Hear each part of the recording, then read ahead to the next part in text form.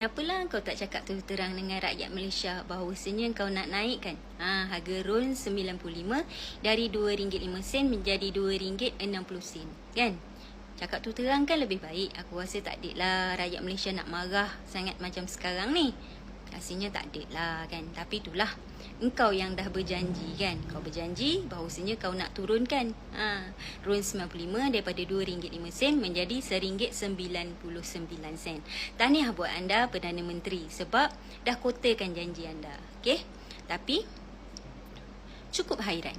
Kenapa selepas subsidi tersasar ni RON 95 dari harga semasa sekarang ni RM2.05 menjadi RM2.60.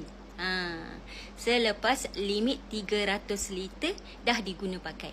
Kenapa? Jawapan kau cakap apa? RM2.05 tu hanya subsidi bersasar. Yalah, dah tersasar dah lah sekarang ni, kan. So jadilah RM2.60. Tapi kan aku nak tanya lah, kenapa perlu gunakan sistem? Kenapa gunakan sistem? Yelah, kau cakap apa? Gunakan sistem tu sebab nak ada data. Nak ada data, rekod berapa liter yang dah digunakan oleh seseorang. Betul tak? Dan kau cakap takut ada ketirisan. Tapi pelik, kan? Sebelum ni RON 95 warga asing tak boleh guna. Tapi sekarang dah boleh guna pula. Itulah. Warga negara Malaysia dah jadi warga negara asing. Warga negara asing dah jadi warga negara Malaysia. Betul tak?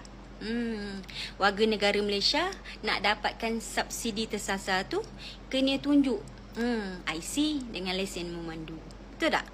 Tapi kenapa kau tak gunakan sistem tu untuk warga asing juga? Kenapa? Kan selepas 300 liter yang dah diguna pakai tu, rakyat Malaysia kena bayar RM2.60.